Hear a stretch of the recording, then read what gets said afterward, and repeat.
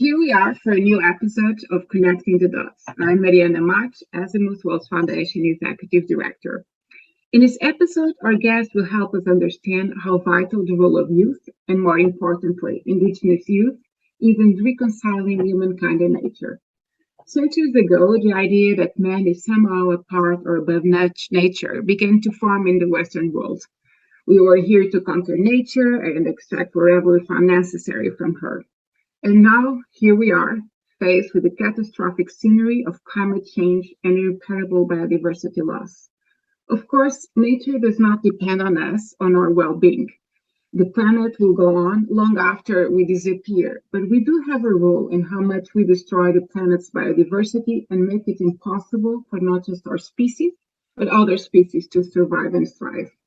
Yet, one of the defining traits of the many different indigenous communities worldwide is, in general, the belief that humans are a strand in the web of life and nature, part of the whole and dependent upon it.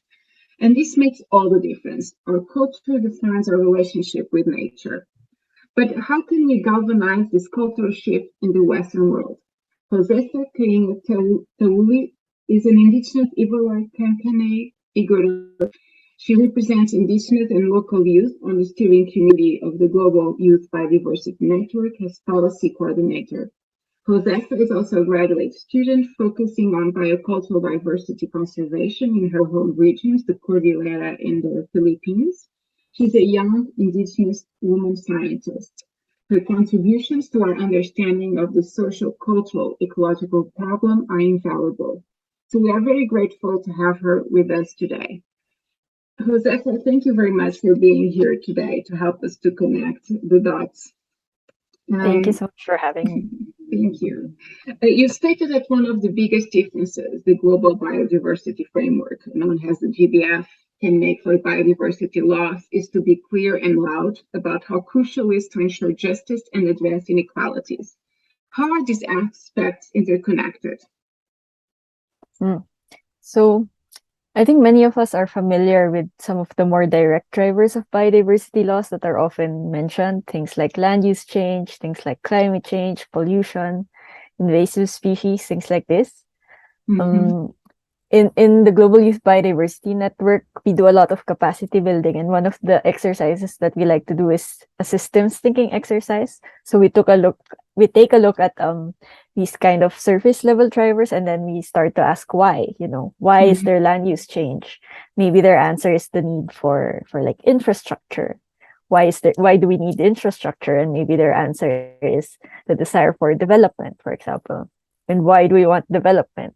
And their answer might be that their country might want to catch up in economic growth or want to keep their power. And you find like it's this mindset that the ultimate goal is money and power. This is a huge driver of biodiversity loss.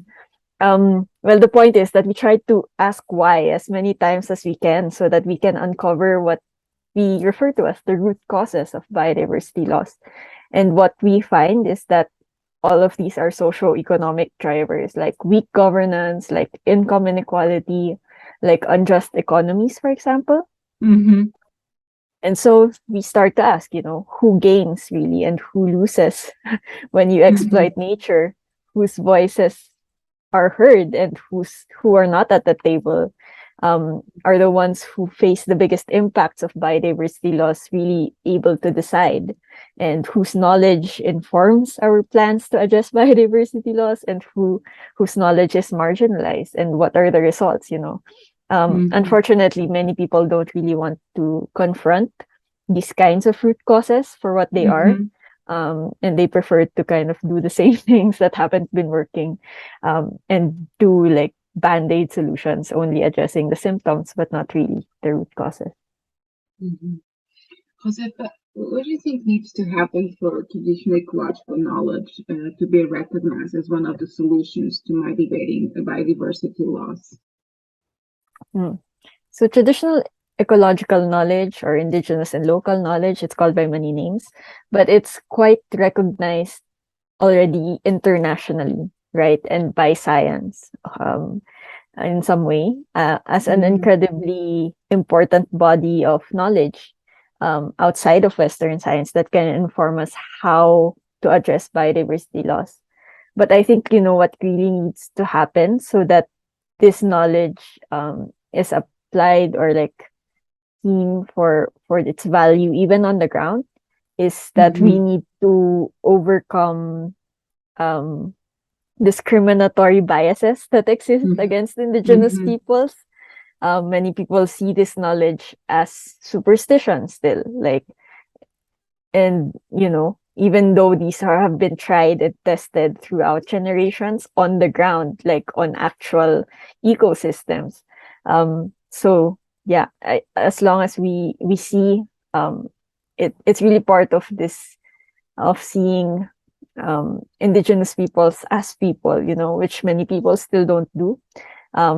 And also to try to avoid separating the knowledge that they hold from the land where it was developed, and also from the people who hold that knowledge. I think that kind of sums it up. And Josefa, can you talk to us about in particular the challenges that Indigenous youth faces? Indigenous youth, of course, are facing challenges as Indigenous peoples, but also as young people, but also as Indigenous young people. In my region, in my country, we are facing, many of the Indigenous communities face political instability and like of their local governance, or like they also face militarization. So there's a lot of presence of military forces, which is causing some fear and unrest. Something I think faced by many Indigenous youth all over the world is, and also here, is urban migration. More and more, we're having to move from our ancestral lands to cities for education, for work, these kinds of things, because there's usually a lack of social services that are being provided to our communities. We face a lot of discrimination still, and like because we're forced to go under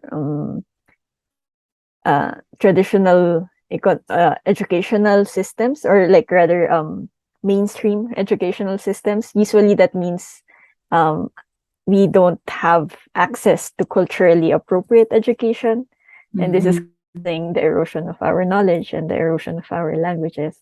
So really, there are a lot of challenges, and I could even list many more, but this is some of them. And one thing that is being remarkable around the world, and touching one of the points you said, also has a youth, right? That is being, this calls around the world from you and other young leaders and activists. But do you think in some way, and thinking now just about youth, do you think that this climate crisis is turning young people in some way as a marginalized group? So, well, the climate crisis impacts everyone, right? No matter who or where you are, but it doesn't impact everyone equally. And young people are some of these are one of these groups that really bear the impacts disproportionately, along with like Indigenous peoples, with women, with persons with disabilities, for example, with refugees. That said, I don't think that the climate crisis is turning young people into a marginalized group in terms of participation.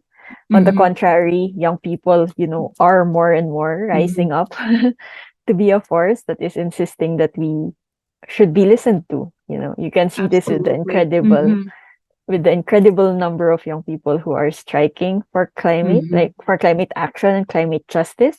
And it's incredible, the attention that you see now on the voices of young people. I hope, this is a lot of genuine recognition for our voices, and that we are being taken seriously. But I know that there are also like still instances of tokenism happening, where we are seen like as decoration, or that it's good to have us there, we're very inspiring, that kind of thing, but like we're not really being taken seriously. That's also something that comes out of this increased visibility and attention on youth.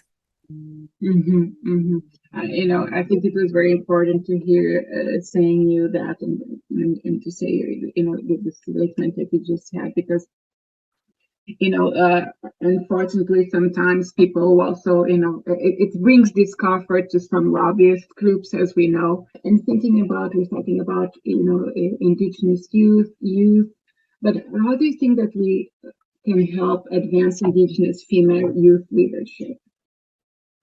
Mm. So, yeah, this is one of those things, like, because I myself am an Indigenous young woman.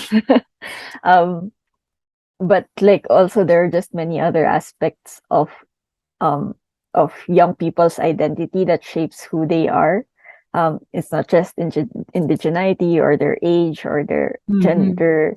It's also like, you know, the level of education that they were able to get, their religion, these kinds of things, like where do they live. And so with that, I think to really help young people who are marginalized or part of like groups in vulnerable situations, we need to have an intersectional understanding of what their experiences are. These many of these things really intersect. They shape different young people in different way. So if we have that kind of like intersectional lens and intersectional understanding, then I think that can help us find the right mechanisms, the right ways to lift these kinds of people up, and try to bring them to the table, and yeah, enable them to speak their minds. And Josefa, you know, now shifting a little bit, you know, toward, you know, being part of GYBN, could you, you know, share, you know, with us what are some of the biggest achievements of your organization, and do you think they could only be attained through youth activism? I think that maybe our one of our biggest achievements is nurturing youth activism itself. You know, we are we as the network have been able to organize so many young people all around the world who are acting, you know, for our future, and towards living in harmony with nature. This is manifesting itself online, on the ground, and also like in the decision making spaces that we take part in, like the Convention on Biological Diversity. For example, we've consulted so many young people who are trying to let us know what they think, what they prioritize, what needs to be done. And we bring all of these voices to the international, national, regional fora that exist. So those are just some of it. And we've been listening, you know, quite recently, again, you know, some media outlets talking about the next COP, you know, that it will be held in the Middle East, and so we, you know, and there's also already, you know, some buzz also regarding that. And I would like to ask you, you know, what are your expectations for the next COP in terms of Indigenous participation? Do you feel like, going back a little bit to what you just said, do you feel like the COP meetings are actually including Indigenous peoples in decision making, or are we still far from actual, you know, participation? So I'm more involved in the biodiversity COP, so I'll talk about that. But I know, for example, also I guess in the climate COP, Indigenous people's participation has grown over the years and has strengthened over the years. But this is because of Indigenous people's struggle for that space, you know. Any genuine participation that we see is there because Indigenous peoples had struggled for it, had fought for it. This includes, you know, having voluntary funding for them to participate, having space at the mic, being able to um, uh, deliver statements, these kinds of things. That said, there are still a lot of challenges, I think, in many cases, like just a very practical one, like with visas, it's so difficult to actually get to where these meetings are happening. it's difficult to find funding. It's difficult to there's a language barrier that happens all the time. These kinds of things still need to be addressed so that we can reach the optimal way for indigenous peoples to participate, because it's actually really, really important that we are there and that we're able to fully and effectively and meaningfully participate in these kinds of processes. Absolutely. To be participative in the decision making, that's one of the most important aspects also of these meetings. And I think the decision making should always be inclusive, especially if we're talking about indigenous peoples in their territories. So, Josefa, can you tell us how your upbringing as part of an indigenous community in the Philippines shaped your perspective on biodiversity and conservation policies? I'm a young indigenous person who grew up as the daughter of indigenous activists but I also grew up in the city. I've loved nature like for as long as I remember. I think I didn't really realize how these two things of my identity were connected until later, right? And eventually I realized that my identity as an indigenous person really, really is important to conserving biodiversity, which I really always wanted to do. It does guide me throughout my advocacy work. I always try to be grounded in indigenous values, like valuing the land, making sure that it's taken care of so that we can pass it on to the next generation and the next generation. And these are values that I think actually everyone should be guided by as we kind of try to address the crises that we're facing. Your career, has been remarkable for such still a young, person, and perhaps it will be interesting for our audience also as well to know more about your work in conservation, International's Indigenous Leader Conservation Fellowship, and has a co-chair of Youth for Territories of Life, the global ICCA consortium youth group. If you could share, a little bit of the work that you're doing and some of the accomplishments, we would love to hear. Yeah. So the ICCA consortium is another organization I'm a part of. It's a global association of organizations who recognize that indigenous peoples and local communities have territories of life, territories that they conserve, that are serving as places for life, not just for biodiversity, but also like for cultural diversity, these kinds of things.